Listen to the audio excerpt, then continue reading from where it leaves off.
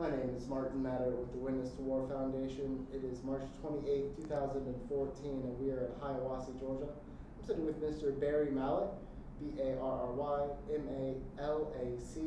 who served in the European theater of World War II and the Czechoslovakian Army. How are you doing today, Barry? I'm doing fine. Glad to hear it. My first question is, where are you from originally? I was born in Vienna, Austria. My father was a Methodist minister there serving a Czech congregation, so I was born there. All three of us, we had three children. I had one brother and one sister. So as far as the U.S. is concerned, I'm an Austrian citizen because they go by the time, where you were born rather than what you claim to be your country. But my mother was a Czech and my father was a Moravian, and of course during the time that we were born, was right at the end of the World War I, which was part of Austria-Hungary. So that's why there were also Czechs living in Vienna. There's quite a big population there. And what sort of things did you do growing up? Well, we're living in a quaint little suburb of Vienna named Hitteldorf, on a quaint little street that was called Knödelhüttenstrasse. That means the dumpling houses, rooms. It was a brand new subdivision, so there were very few places there that we lived. And so across the street there was nothing but open spaces. And with the neighborhood there, people were grazing their animals and birds, geese and ducks and that sort of thing. So that's what we did, And we lived in a pretty high-class neighborhood because not too far away was the famous house that Maria Theresa built, as a hunting lodge, but the Schönbrunn Palace. So we used to go there on Sunday afternoons, I had a beautiful park, and so we enjoyed those things. But that was pretty much my childhood. And your father was a minister, but did anybody in your family serve in the military prior to you? Well, he served in the Austrian army during the World War I. Fought somewhere in the southern front. He never talked much about the war, but I know that he was in the army. At the time that the war broke out, he was studying ministry in Germany, in Frankfurt, in the seminary. But when the war started, they closed the school and they were all drafted into the army. So they fought on the German side. Walk me through the first couple days of war in Czechoslovakia, the Austrians. Well, it was the time when my father was just moved from one parish to another, to southern town in Jihlava, in Moravia. And since they didn't have the school that I needed to go to, I was just starting high school. I had to go about 30 miles away from another town when they had the high school. And so my father and I went on the bike, to help me register. And on the way back from the town, we stopped at a little place, get something to drink and something to eat. And we heard on the radio that Germany invaded Poland. That was 1st of September 1939, and World War started. So that's where I was, in that place. And what happened next? Well, things began to change because this was early in the spring, in the September. Next spring, we witnessed, the occupation of Czechoslovakia by the German army. That was after the infamous Munich Agreement, when we were sold down the river by our allies, and Germany simply marched in. My sister and I walked to the school, and we came to the main street, and here came the German army rolling in tanks and all, and people on the streets, just shaking their fists, some crying and some cussing and all that, and so that's, for us, that was the end of the freedom, and things began to change. All the German paraphernalia showed the German flags and all that. We saw a lot of uniforms of German army, the brown shirts, you know, the political army, political branch of the army and the regime, and the Gestapo, you know, the famous black leather coats, you know, everywhere. German became an official language, and the strange thing, you know, that in schools, history was not allowed to be taught anymore. They took all the history books and burned them, and started rewriting the history, you know, of Czechoslovakia. So school was no more fun, you know. We just didn't enjoy it. Everything had to be taught in German, and a lot of teachers didn't even know German too well, you know, be able to teach the subject. So we just sort of did best we could, and we sort of made fun, you know, of. We had to, instead of singing the national anthem in the morning, you know, we had to sing German national anthem and the hated SS song, you know, the Die Fahne hoch.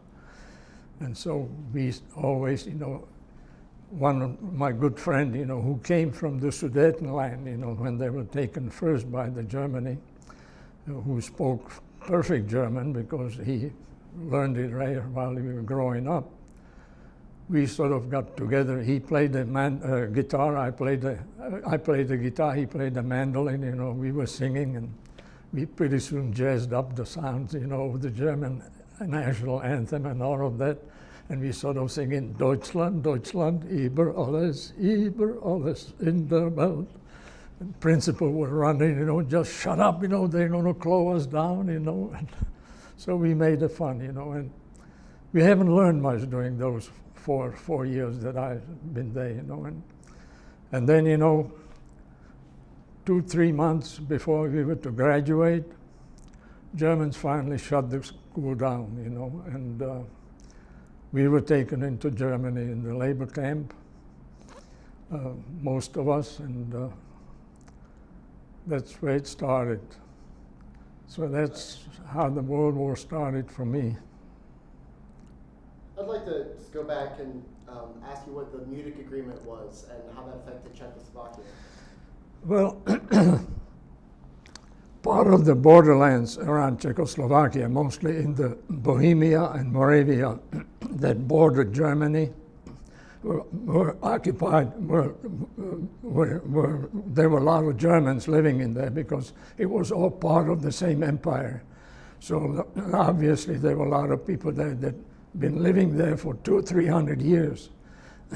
And they always militated, you know, for free rights, you know, having the full rights. Although they had the full rights, they were allowed to keep their language, they had their own schools, they had their own churches, they have a political representation in the parliament and everything. But Henlein, who was the leader, you know, of the Nazi movement in Sudetenland, militated, you know, that those lands ought to be taken over and given to Germany. And so that's what Germany demanded. And Czech government, you know, resisted because he said, no, it's part of our historical lands because they were bounded by mountains. They had natural boundaries that had been there since the 10th century. So they said, that's part of our historical lands, you know, so they belong to us.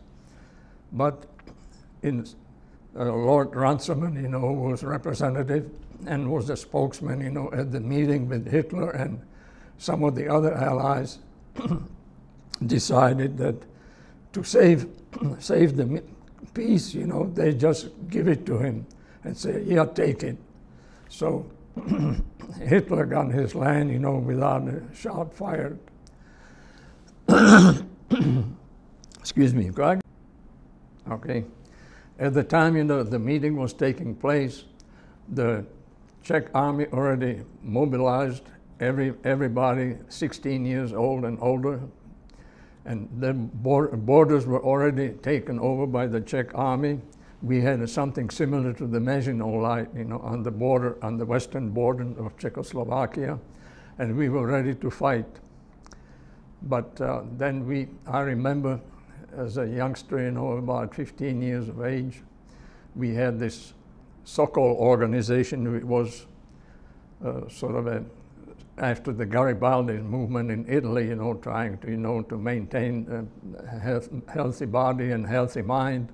We exercised, and we were all called in there together, waited, and waited there until midnight when finally the agreement has reached in Paris, that Germany will be given the Sudetenland, and army had to pull back and let them take it, And that was one of my first experiences, what a political regime change makes.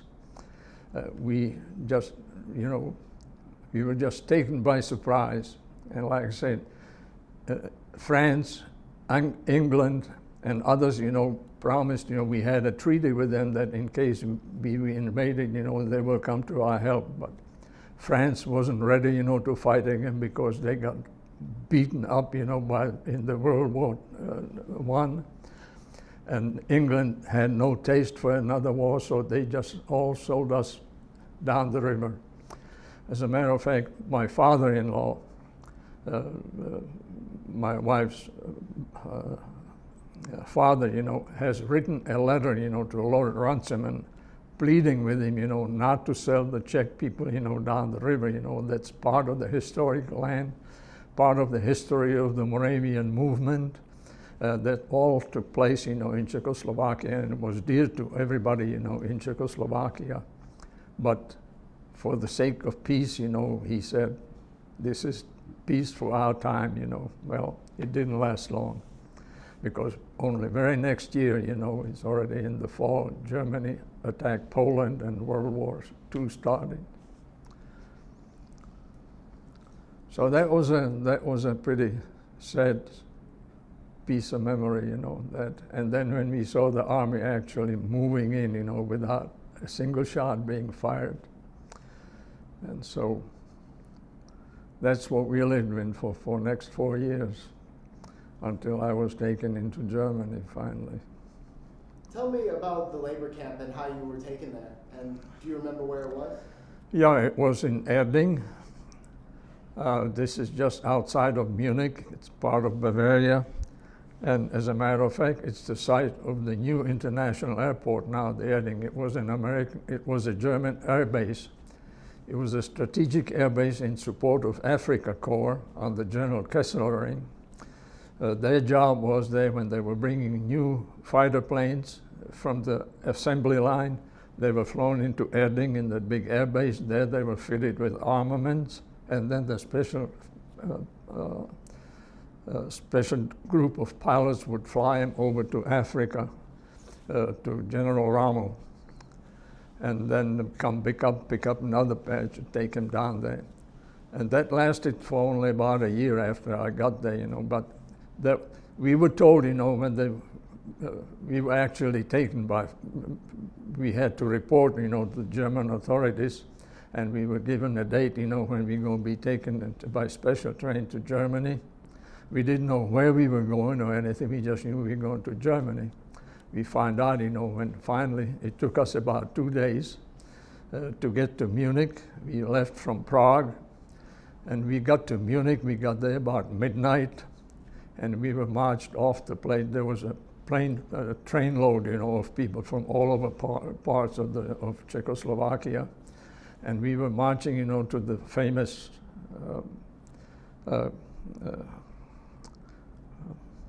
what is it called? Hofbräuhaus, it's a beer where they're making beer. We said, well, we should get something to eat maybe. But they marched us down into the cellars, where they aged the beer, and we didn't get anything to eat, anything to drink. Spend the cold night there in the cellars. And next day, they split us up. Apparently there was a processing center there. Some people were sent to different camps.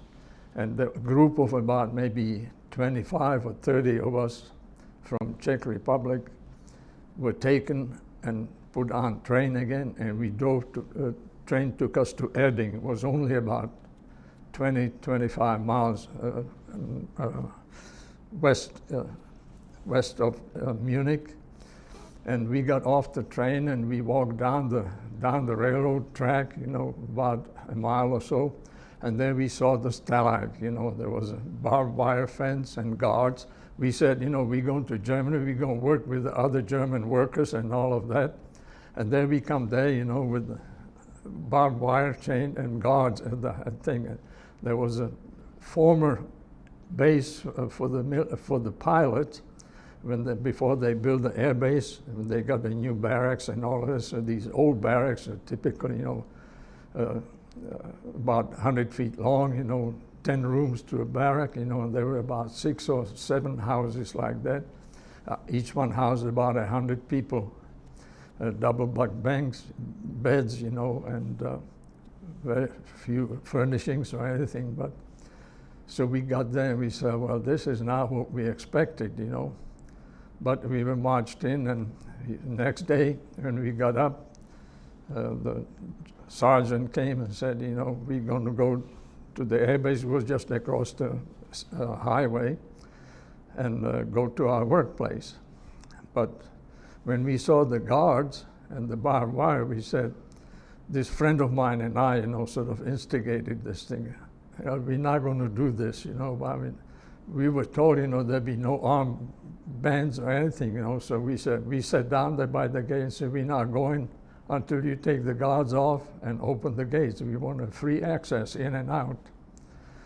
Well, when other people saw us doing that, you know, they joined us, and pretty soon there was a mob of maybe 100 people, you know, that sat down there and said, we're not going to work until we get the guards away. By the time, you know, about an hour later, you know, the commandant called, said, where are the people, you know, we need them here. He said, well, they just refused to go, and so he said, get the guards off and open the gates and let them come on in. So we finally won that first round, you know, so we walked down there, and then we were assigned to different places to work, some warehouses and this thing. My friend Washek and I, you know, he wrangled, you know, get us a place to work in the engine room, you know, so we both went to engine room. Each were given a German master, you know, we worked with him. There were not too many young people there working, because all the able-bodied men were in the army, because Germany was fighting wars all over the world. And so only the old men and rejects, you know, were there, they were available. That's why they needed all of this labor force. There were millions of people from every occupied country that were taken into Germany, you see, then to work. We were fortunate that this was a very small camp. There were only about 500 or 600 people altogether, including a little extra compound where there were a few Russian POWs, maybe about 20 or 30 or so. The rest of them, there were Poles, there were Czechs, there were Frenchmen, there were Belgians, a few Ukrainians, and so it was reasonably good condition, you know. We had a mess hall where we were eating, and we walked every day, you know, to the air base, getting to our place, and we worked with our German counterparts. And I was assigned to one old Mr. Herre. He was an old little fellow, maybe he was 50, 55, 60 years old. And he was wondering, you know, why in the world did we volunteer to come to work there? I said, heck, we were not volunteered, we were taken. People there didn't know, you know, what was going on. And we found, you know, that there were friendly people. It was southern Germany, Bavaria, actually, you know. There were very friendly people. Most of them were unaware, you know, what was going on. None of them really, I think, agreed with Hitler and his plans, expansion plans. And so they even invited us, you know, on Sunday, you know, come have a dinner with them. And so it was quite a pleasant situation, you know, other than the fact, you know, that we were not allowed to go home, and we had to work all the time, you see, Sundays and all, you know, and so that's the way it was. But we had the opportunity, you know, to visit some of the larger camps, Munich, where there were 10, 15,000 people cramped in this implorable situation. You know, it looked almost like a concentration camp, you know. And we Washik and I formed a little singing group. We had our instruments and we were singing at night, and that sort of thing. Actually, we were even invited by the commander, sing at some of his festivities, and all that. And so they invited us then, in order, to improve the situation in the labor camps, to go and perform, in one of those huge camps. And it just ended up, there were mostly Frenchmen in there, so we didn't know any French songs or anything, but we sang, but they were all drinking, and they didn't feel any pain. They had a good time, but those conditions were really deplorable. Our little camp, seemed like a paradise by comparison. Let me ask you a couple questions. Were you in the Stalag with anybody you knew from back home, or your brother and sister? Did I what? Were you in the Stalag with your brother and sister, or anybody you knew from back home? Yeah, as a matter of fact, there was one man that was there, that was in my youth group in my father's church. And he had his mandolin with him, because my father always organized a group, of young people. So he was there, and then there were several other people that I had to commute by train, to the town. And one of the stations in between where I lived and where the school was, there were some other students coming on. So we met those people there. So they were from pretty nearby area. We had about maybe a dozen or so people that we already knew. So that was really nice, And what was your friend's name? Do you recall your friend's name from the youth group? Yeah, and he was one of those, that was part of our players in the group. We had about 5 or 6 people who had guitars, and then we sang. And I was asking if you recall his name. Oh, no, I don't remember what his name was anymore, but no, I don't recall his name. And I'd like to ask what sort of work you did in the Stalag. Well, I worked on the engines, airplanes would come in, some people come in, have a 25-hour inspection and that sort of thing. Inspector would take it, assign a job, to whoever it needs to be done. You did the work, and then the inspector inspected, signed off on it, and so it went on. And so I did everything, even though I have never seen inside of an engine before, I worked on the engines. And I got so, that after a while, it was just like Tinker Toys. You just take it apart and put it back together again, I did what I was told. One time, though, there was a flight came in, a fighter plane came in Sunday afternoon, and it was already time to quit, but he was in a hurry, go to Italy, so we needed 25-hour check. So inspector took it, assigned, and give it job to me, 25-hour check meant you just take all the spark plugs out, check them, put them back in, and that's it. So I took all the spark plugs out and put them in, and the last spark plug when I stripped the thread, it just wouldn't tighten. I said, heck, he's got 30 other spark plugs, I don't need this one, so I just closed it up, turned it over to the inspector. Inspector looked, and then he saw all the spark plugs were in, so he signed it off, and decided, okay, off it went under the pilot jumped in, revved up and started going down, the taking off, and just before he started lifting up, the spark plug blew out, and the oil just sprayed, covered the airplane from nose to tail, with oil. He couldn't even see out of it. But luckily he had enough runway left over, so that he could stop the plane and drive it back, and pretty soon, there was all uproar, who did the work, So I got chewed out, but I said, well, he said, you gave me the job, I did it, the inspector signed off on it, so inspector, to his good judgment, he said, yeah, he did accept it, so I wasn't blamed, but that's the kind of a thing that was happening. And were a lot of people working on mechanical parts like engines, or did people have other jobs? Oh, yeah, well, there were about half a dozen of us in the engine room, you see, but the others working on fuselage and electronics and those kind of things. And one little incident there, that I describe in my book, There was a Messerschmitt, they're sitting in the hangar and people checking it out.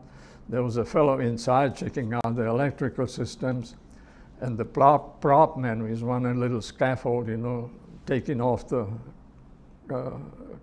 cowling off the nose cone. And while he was there, apparently the electrician, they hit the firing thing, and a shot right out of the cannon, came right by his ear, and the man just stood there, the shot went through into the second story, through the offices and outside the hangar, and they just had to practically pry him off the thing. He was just stiff, he was just scared to death. But luckily nobody got hurt, and so those kind of things, happened. Every day, we get up to the place. First thing we do is just open the doors of the hangar, pull the planes up on the tarmac, and work. If it's weather nice, you work on the outside. And this, the next spring, we got there in the spring of 1943, and in September we witnessed the first air raid on Munich when the British came at midnight, and we watched that thing. They drop all the flares. It was so much light you could almost read a newspaper 20 miles away.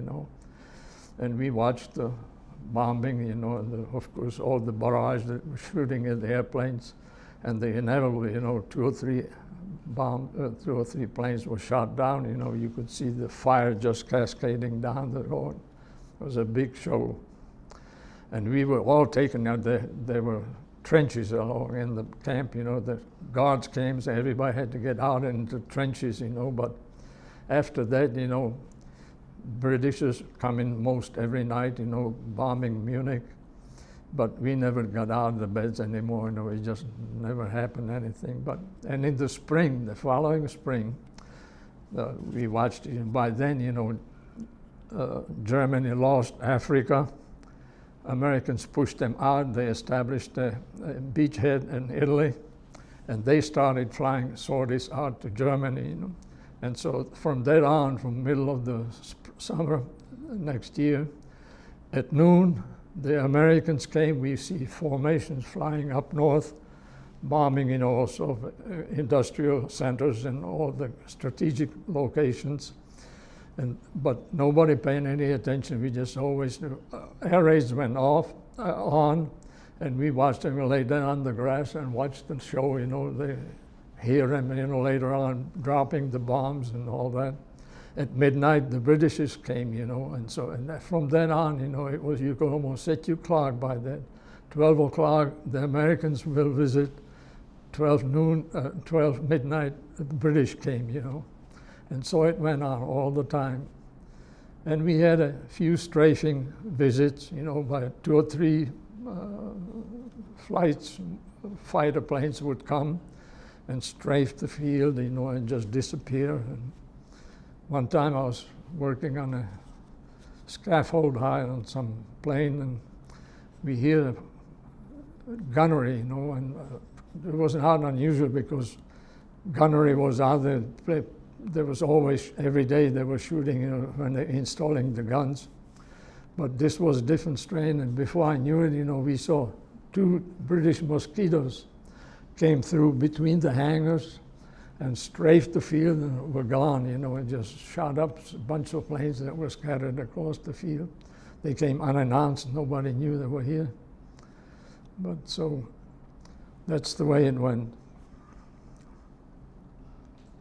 So I believe we left off at, you were assigned to Mr. Herring, is that his name? Herring, yeah, H-E-R-E.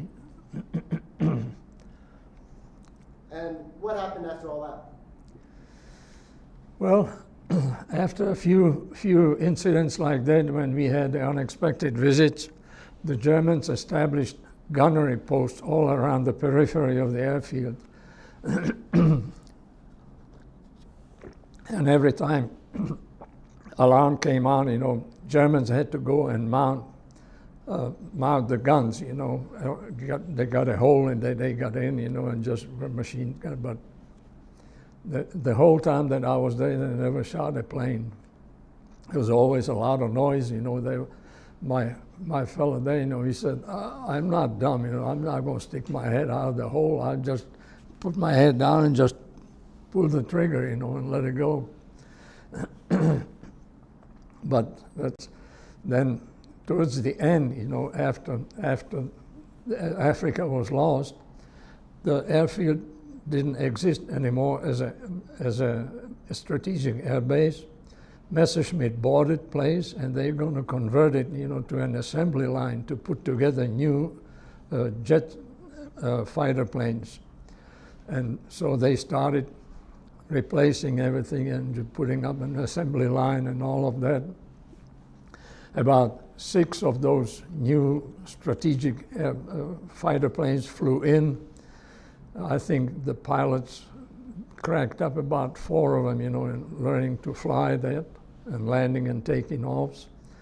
And by the end of the war, not a single plane came off the assembly line. You know, they packed the hangars all full of parts and fuselage, engines, everything that was needed to put together the plane, but never became active really.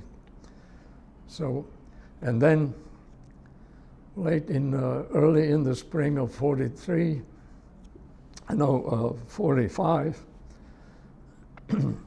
we walk in the afternoon, we walk out of the gate of the air base, and down the road comes an American tank, single solitary tank, you know, obviously a spotter or something. They drove up the street, you know, about a mile up, turned around and drove back, you know. And we knew that the jig was up, you know, that it's not going to be too long. Because we already heard General Patton's army coming through. You know, at night you would hear cannonade and all bombardments, you know, coming closer and closer. The rumor had it, you know, that during that time, you know, German officers would come to the barracks, you know, and tell us, you know, about German armies coming. Please be nice, you know, tell them, you know, that we're not mistreated, that we were treated humanely and all of that. But then, you know, after that, you know, like I said, the rumor had it that they mined the entire field and they were going to blow it up when they can't hold it anymore.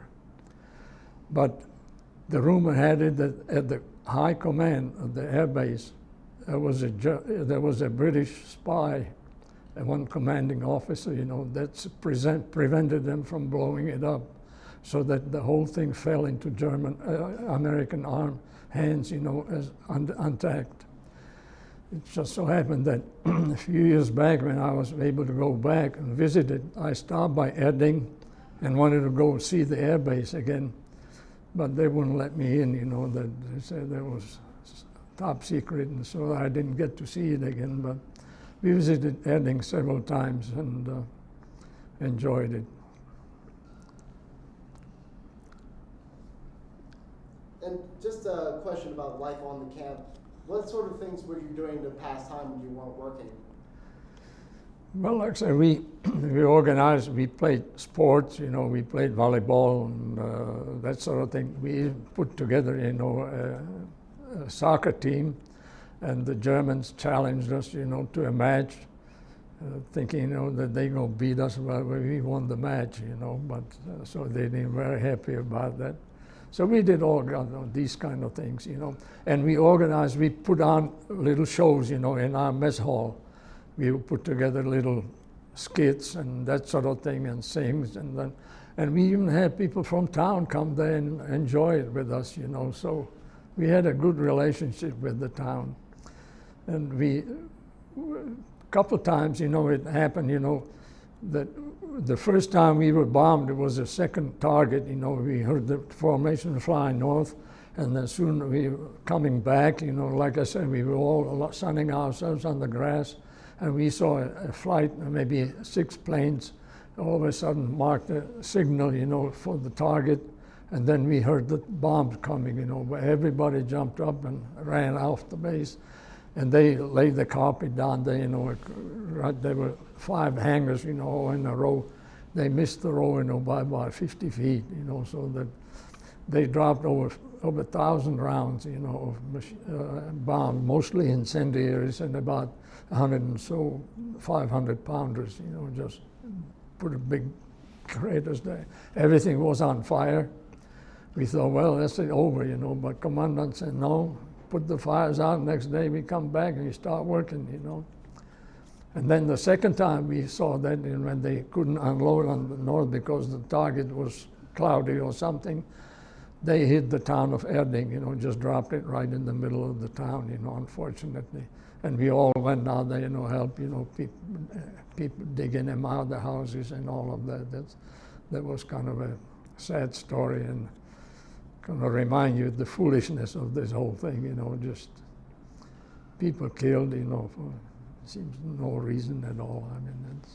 Were you worried about losing your life to one of these Allied powers bombing the Stalag?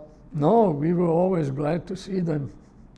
Yeah, as a matter of fact, we always, you know, Germans didn't like us to do that, you know, but we always clapped, and, you know, when they hit targets and all that. Especially when we had unannounced visits, you know, by fighter planes. There were 2 or 3 of them would come.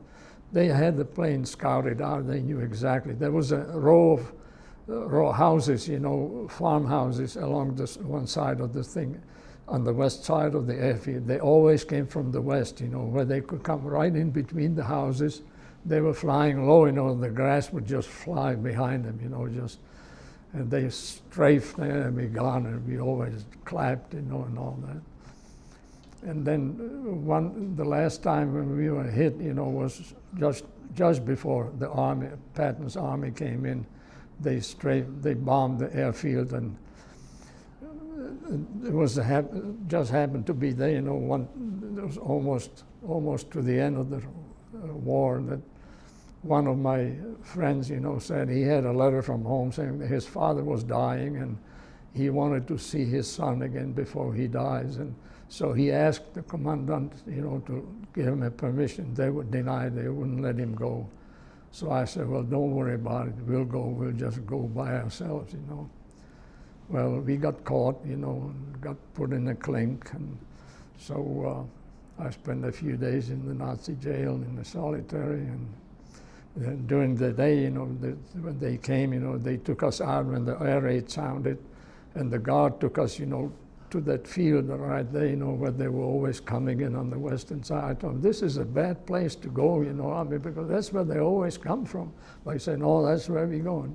So we got there, and then the little detachment of Russian POWs came there too, you know. And I was sitting there with one of the Russians, you know, and when we heard the planes coming, you know, and then heard the Russia bombs falling, we jumped up, you know, and there was a creek, the deep cut, you know, in the ground, and we jumped down to the thing, you know, behind a big tree, and just in time when we hit the ground, you know, bombs fell all around us, and this time they were all the incendiaries, you know, that break up, you know, above the ground and store shrapnel around anti-personnel drum bombs. And when we got up, you know, I shook myself off and got up and nudged my neighbor and said, it's over, you know. He got a shrapnel caught him right in the middle of the head. You know, apparently he didn't duck down soon enough, and so he was killed. So that was another sort of a shocking revelation to me, you know, about the foolishness of war. So, were you close to any of the guards? No, they were pretty impersonal, you know. I had a cell, you know, 8 by 8, you know, I think, and a bunk, you know, had no mattress, just a wooden bunk and a wooden pillow, you know, a wooden shelf, a pillow, and a blanket. That was all, you know.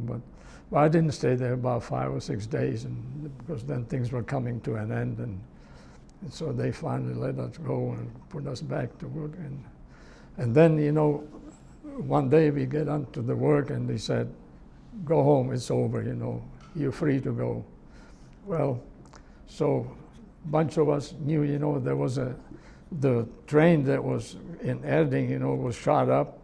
So we said, the next little town, about 5-6 miles, Freising, and we said, we'll go over there, there's a railroad station.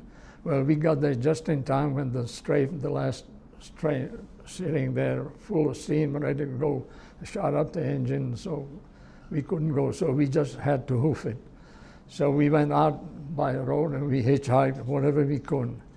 And that was the end of the war for Germany, you know, because they were running away from the east to the west, afraid of the Russians. The west, going west home, you know, they just, highways were choked with humanity. Airplanes, American planes would come strafe when they see the detachment of German military units, they would strafe it out, you know, and the carnage got all over the place. Well, we kept going and going, we headed west. And finally, you know, we we came all the way to Regensburg, you know, which is where the river Danube flows. And just before we got there, the Americans blew out the last bridge across the Danube. So there was no way to get across. So we waited there in a warehouse, and about midnight we saw a detachment of about 6 big trucks, you know, coming down.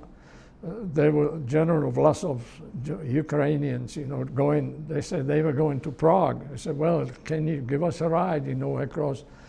In the meantime, you know, German engineers put a pontoon bridge across the river so we could get across the river next morning. And we drove with the Russians, you know, all the way to the Czech border. And since they were heading for Prague, you know, I need to go to Jihlava to train off. So we got off. I got off by myself, actually. The others headed on to Prague. And I waited there for a train. Next morning, the train came. I got on, you know, the train got strafed again on the way on, you know, so, but didn't disarm the engine, so we could continue on to it. But so I got finally home, you know, about 6 o'clock that evening.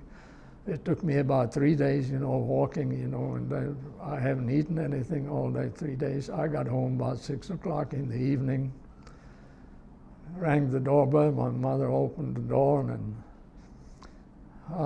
she said, you want to eat something? I said, no, I'm just too tired. I just want to go to sleep. I drank a little sip of wine and went to bed and slept for about 24 hours, you know, and the war was over for me. And how did your family come out of this?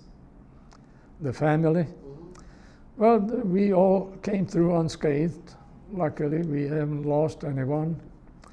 And so we continued on, and my brother and I finally were able, you know, to finish our education, because you see, during the war, universities were closed, nobody could study. I was planning, both of us were planning, you know, go to university, get a degree, you know, and my brother was an electrical engineer, and I studied forestry. So when we got home, it was about May, and then in the fall, finally, the schools opened up. So both my brother and I went to Prague and went to school. And he finished his degree in electrical engineering, and I studied forestry, like I said. But then I met Marion, and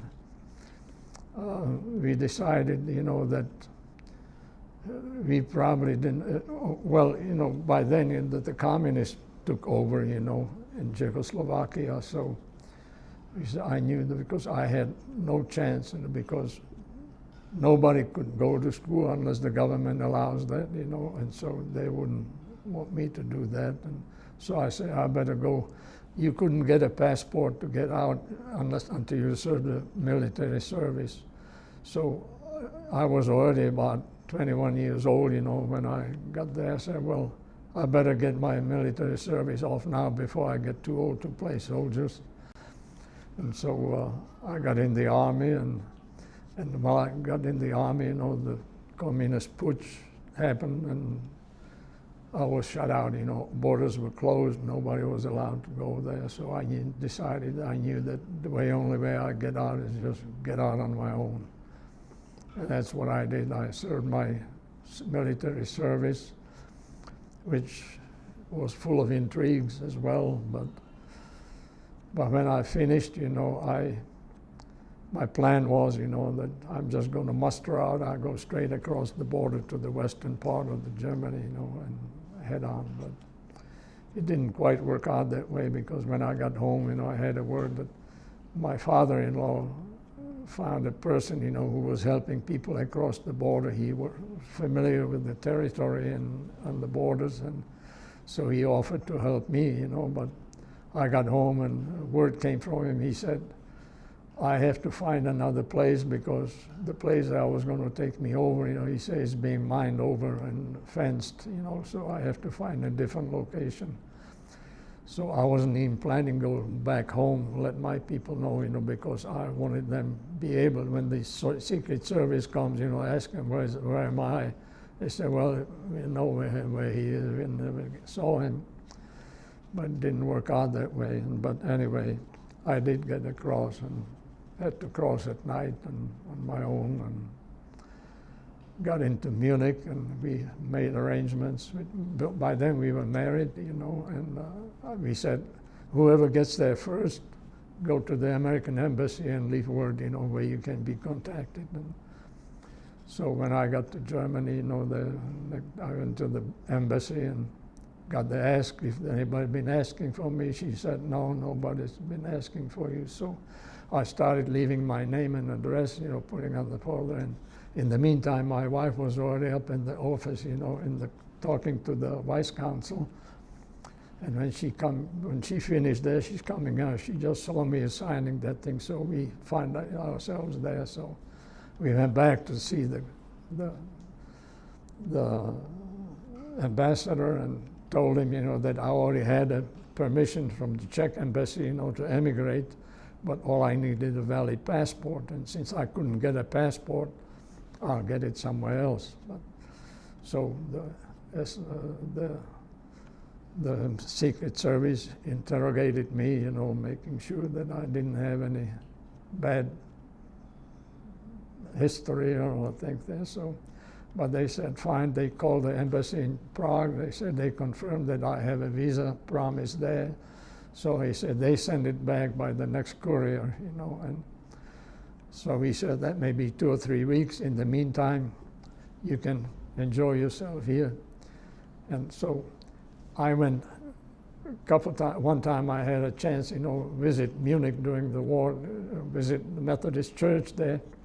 So I told my wife when we were there, I would go to see if the Methodist church had survived the bombings, So we went there to the service, and after the service I spoke to the pastor, introduced myself, told him who I was, and he said, Malac, I used to know a man by the name Malac in the seminary.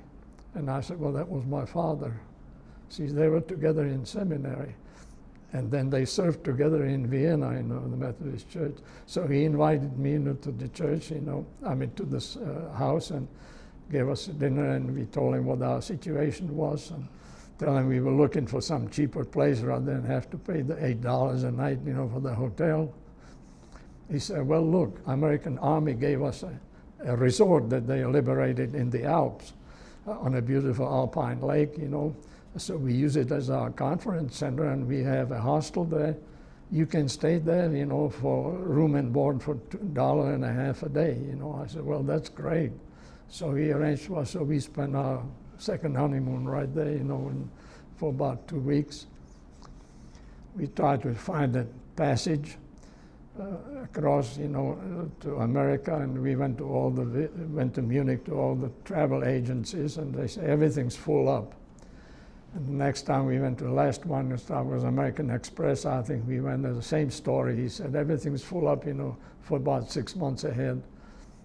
So we start leaving, and the phone rings. He picks up the phone and starts motioning us, come back. He said, we had a cancellation, on a second cabin, second-class cabin on the Mauritania, leaving on November 1st, which was about 2 weeks off, So, well, we'll take it, So we got on the ship, and came to America in November 1949.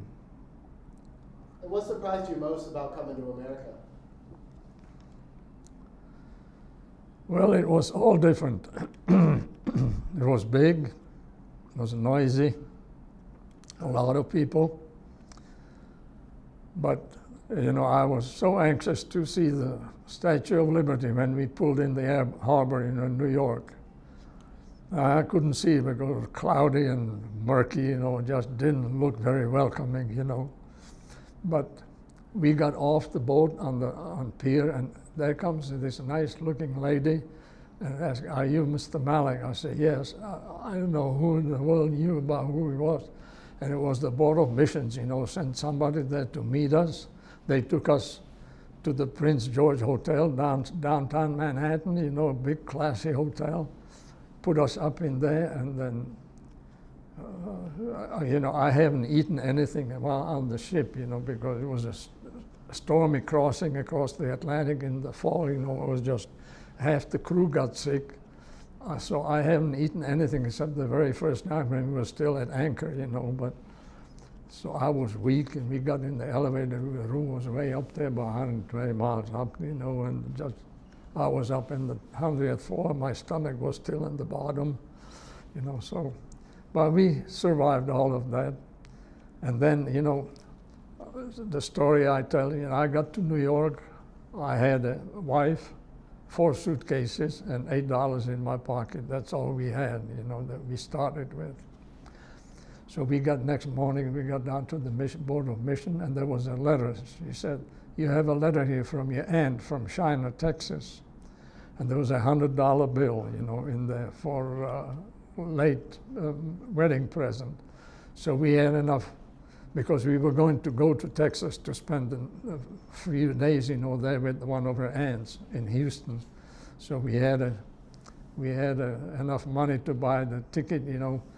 And since I planned on finishing my studies, you know, here, because I didn't finish over there because the communists threw me out. So we stopped on the way. I had a recommendation from the bishop, you know, that Duke University is a good school for forestry.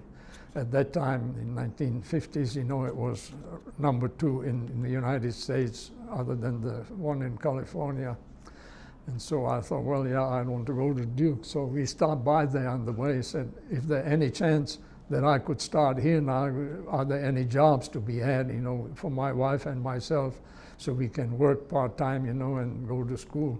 Said no, because veterans were coming back, you know, they were all taking up jobs, and so we went on to Texas, and I got a job there with the lumber company and worked there for about 8 months, and then next summer we decided we saved enough money, we'll go back to school. So we bought a car and drove up to North Carolina and go to Duke University and graduated there. It just so turned, you know, that even though I didn't have but completed 6 semesters, you know, at college, I had enough credits to get a bachelor's degree and a half of my master's degree, you know, for those credits. But the catch was that if you want a master's degree, you have to spend a residency, you know, another year.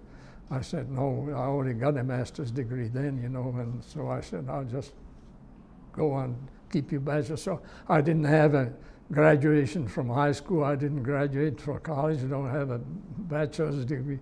I just had a master's degree, you know, from forestry, you know, in Duke. Just a couple more questions about your time during the war. What's the strangest thing that you ever saw while you were either living in the city or working in the prison camp? When we got to Durham, North Carolina, we got off the train, and I saw firsthand the problem of segregation, whites only and black only, you know. Before I got even back, you know, I was sent as a delegate, you know, to the first World Conference of Christian Youth after the war in Oslo, Norway. And so I met a lot of Americans there, you know, and they all were very much, you know, segregationists, you know, and I sort of always argued, you know, there is no room for segregation, you know, because we all men, you know, of equal rights. And they always told me, well, you better not even go back home. Just come on. When you're in Oslo, you're out of there, just come on to America right now. I said no, because I don't think communism has nothing to offer to Czech Republic, because we had the industry, we had the best industry in the world, we had good agriculture, we were self-sustaining, we had no debts to anyone, we exported a lot of stuff, we had excellent education. There were people that were selling papers on the street that had PhDs, I mean, complete literacy, and all of that. What can they offer us that we don't already have, But they proved me wrong, because just a year later, we were sold down the river again, because the Russians, that came with the Russian legionnaires, they were indoctrinated, and they forced the issue. They took over the parliament, and they challenged President Benesh, that you either give us the right or we're going to invite the Russian army. And the Russian army was on the borders waiting to move in. So he just resigned, and they took it over. And it was just like, that was far worse than the Nazi occupation. Because when the Nazis came, we knew those were our enemies, We knew who they were. But these were our own people, When I was in the military, I finished the basic training at the top of my class, so I was sent, to the officers' training school. And it was while I was there, that a few months after I got there, that the communists took over the government, and everything became communist, you see. And I was drummed out of the corps there with big pomp and circumstance, stripped all my medals and all of that. And I said, you're not worthy of wearing the uniform of a Czech officer in the army. And they just about blew me off. I was just declared enemy of the people, just betrayed by my own people. That was the worst thing that's ever happened to me. Were there any other memories of the Stalag or living in German-occupied Czechoslovakia that you still recall that you might like to talk about? No, I haven't. Just really, when people ask me, what were your best times in your life? I said, the 2 years in the Stalag. Because I learned 2 languages. See, in order to graduate from high school, you had to have 2 foreign languages, So I took French because they didn't have an English teacher. I wanted to learn English, but I took French and German, because it was compulsory. But I couldn't buy a loaf of bread if I had to, because we just hated German, and I didn't know enough about French. But over there, I spoke German, in a couple of weeks, I was translating, as an interpreter. And then after Vasek disappeared, I befriended this fellow from Belgium. He and his father were both there. He was an officer, that was captured at the Maginot Line, and they both worked over there. And then so he actually asked, the commandant, the sergeant, in the camp, if he could bunk with me, in the thing. So we spoke French together, and so I became pretty fluent in French. So that was, to me, I learned a lot about human nature. I found some very friendly Germans. There's only one German that I said, if I ever survive the war, I'm going to settle the score with him, But I never did. When we first visited Munich, I thought I saw him, We were walking downtown Munich, and I saw him coming across the bridge. And I thought maybe he recognized me because he moved over to the next sidewalk. But I said, heck, I would go and shake his hand, if he'd just let me. I had harbored no ill feelings against him, because that's what got me in the hot water with the communists, When I got in the army, we had political training. That means we had a political officer.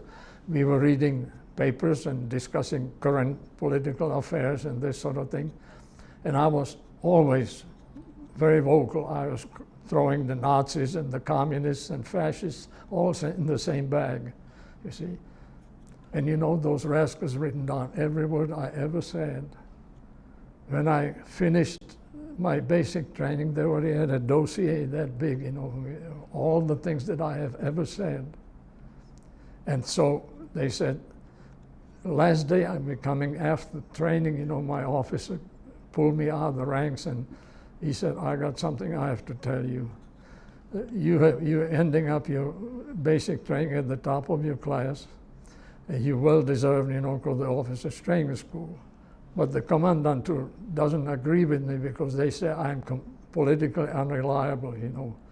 And he told me, you know, they were keeping all this information from me. He says, but I'm going to fight for you, make sure that you get through. Well, I did go back, but I never had a chance to thank him. I could never find him. I don't know what happened to him. But it didn't last long over there either, you know. But by the time the communists came again, I was on the training field.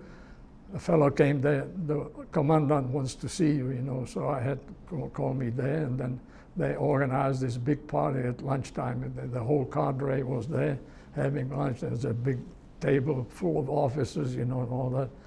And me and one other fellow, you know, was booted out of the Air Academy for the same reasons, you know. Both of us were just stripped of our ranks and just bad. I mean, it's unbelievable, you know, what was going on. Well, were there any other stories you were looking to tell? Any closing statements? I don't know. The only thing I can say, you know, that what always worried me, you know, when I came from the very beginning, I found the Americans very complacent. They wouldn't understand, you know, what it was all about. They say, oh, we got it, we're number one, you know. But I tell you, America's not what it was when I came in 1953. It's changed. And I don't know what's going to happen. It's just become too selfish, too greedy. And but I still feel, you know, very thankful that because America's been good to me. And I enjoyed it,